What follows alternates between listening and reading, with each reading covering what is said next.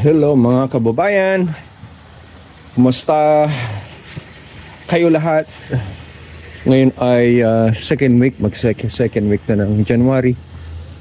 Ngayon nandito tayo sa labas ng garahe natin dahil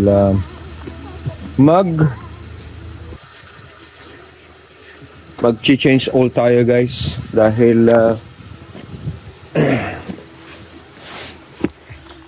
yung sasakyan natin ay humihingi na siya.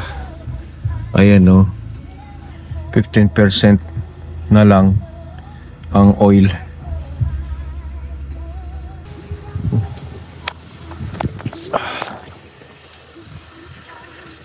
Nakaligtaan natin dahil nung nakaraan, kasi most likely kasi ako gumagawa, kaya hinihintay natin yung medyo bumaba siya ng konting yung weather, kasi ngayon January na. January is the coldest month. Ngayon medyo bumaba ng konti, parang minus ano lang ngayon, minus 5. Wind chill niya siguro mga nasa 10, which is not that bad. Kasi nung from the past 2 weeks ay maabot siya ng mga minus 20. Alright, tara, gawin na natin. Kasi mamaya niyan, kasi ngayon, ano oras ngayon? 2:00. So, pagtanghali, medyo mag-calm down siya, mga ganyan. Bumababa siya. Pag mamayang gabi na yan, hapon, mataas na naman ang negative. Maabot siya, mamaya abutin siya. Mamaya siguro mga 17 to 20. Alright, let's do this.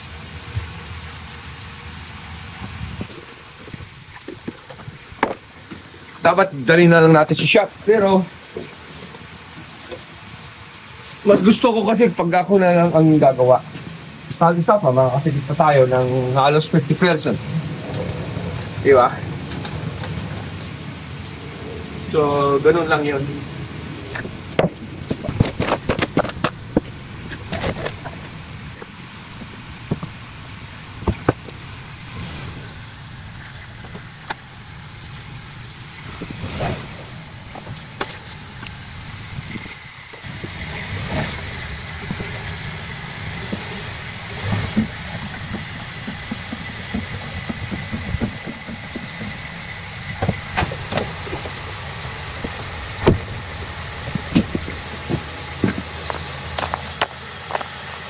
Okay, so make sure na safe lang tayo.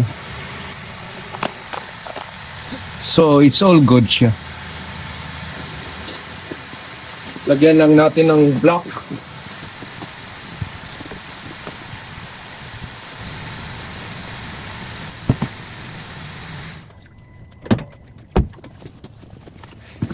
Okay. So, kumakagat na ng lamig, kaya kailangan bilis-bilisan lang natin dahil ang bilis magbago ang... Okay, so nakabili na tayo ng oil natin.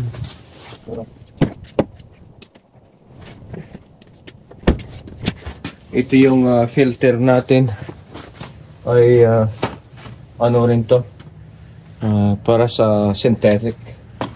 So nakabili rin tayo ng synthetic din, full synthetic 5W20. Nakuha natin to ng $32 kasi it's on sale siya.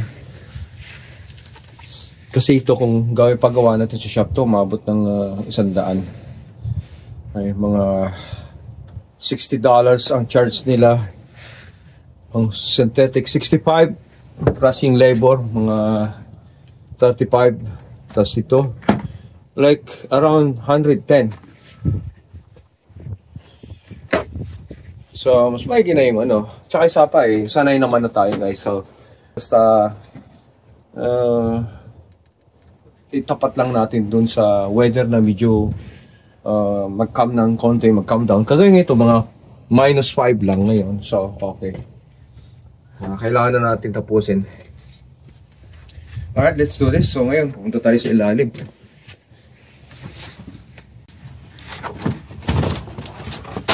Gamit natin ay cardboard lang. All right. Yung oil filter, man, it's like really heading on this side. Woo.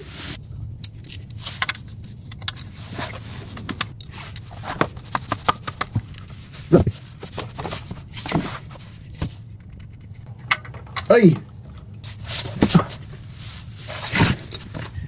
Okay, let's drain this one out properly. Alright, so pwede na.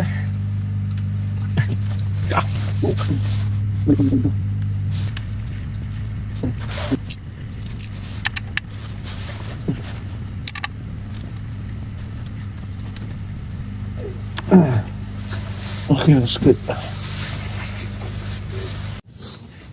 Alright, so let's try to remove the filter. Okay, so now I have this tool, so I hope it's gonna work.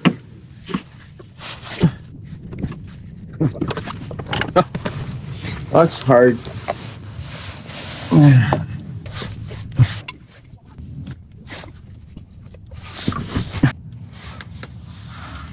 Freaking A. It's so tight. This is the hardest part.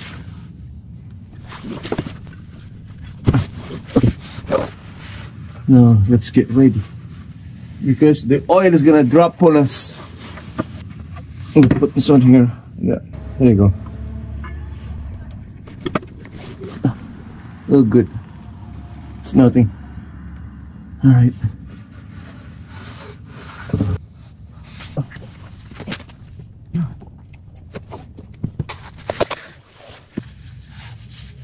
See, look what happened.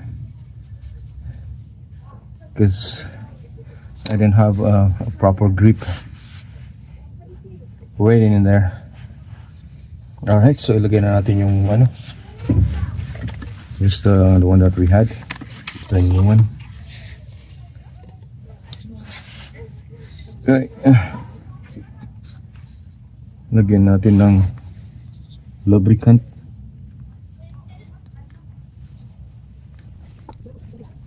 Yeah, we need to lubricate the gasket.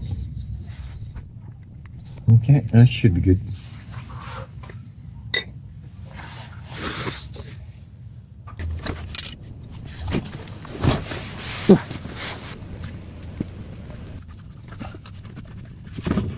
Oh, this time I'm just gonna tighten only by hand. So what I have here, sandpaper, so that way I have a better grip.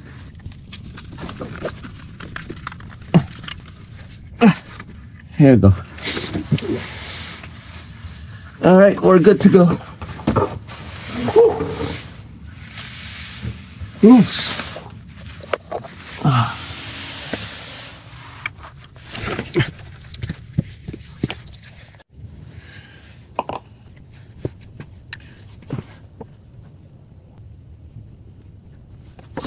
So usually pinagpapalit ako ng oil every 6,000 kilometers. Now for the synthetic you can go even more.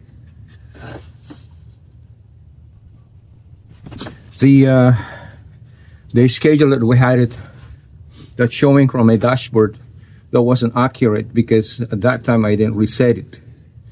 Yeah, because when you bought this one, it was already been changed, and then I changed it again. So if you include that, that was the time that the shop reset it. Usually I change my oil before the schedule, before the time.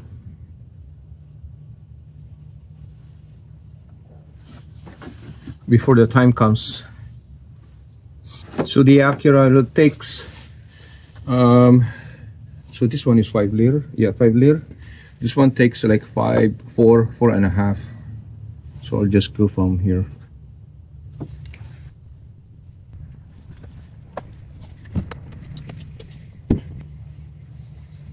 All right, we're good to go. So what we gotta do is we gotta check. So even though if I know, but we still have to double check.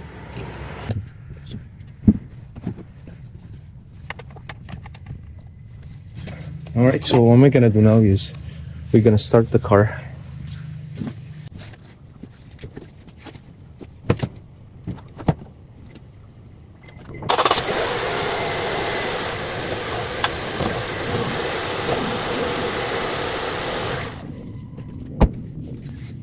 Alright, so let's just wait for a couple minutes.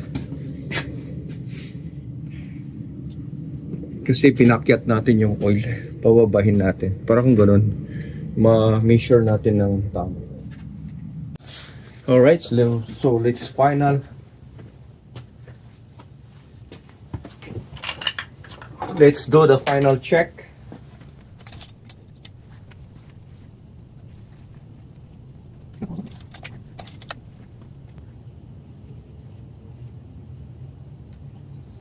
Right there, right on the dot. I like to put it right on the dot or just before the dot.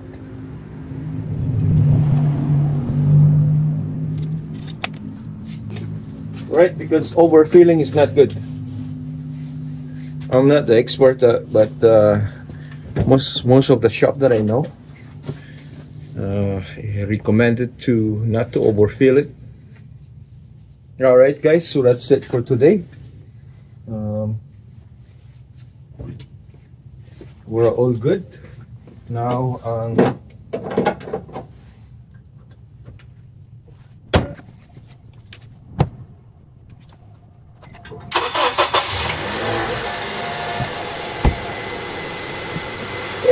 So right now we're just gonna do a little bit cleaning inside. Kita nyo guys, ang dumi. Hindi pa tayo nagkaka-car-wash. Kasi pag mag-car-wash ka kaagad,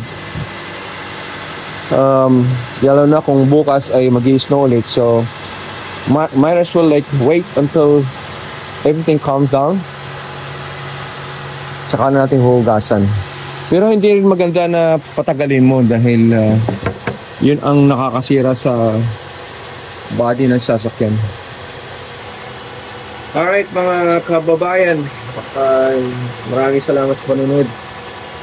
Gusto ko lang may share ang mga ginagawa namin dito na di ba? Lalo na tayo mga Pilipino ay ginagawa natin kung ano yung kaya natin gawin.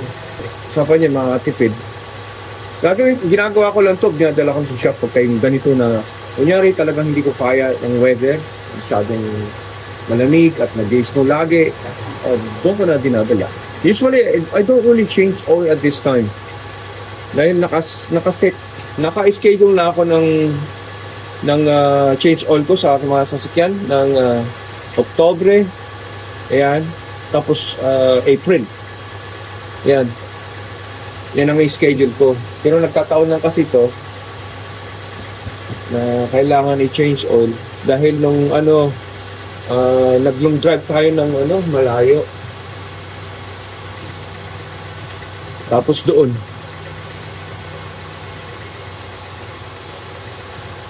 Alright guys, maraming salamat sa panunod. So until next time, I'll see you guys back again on this channel, same channel.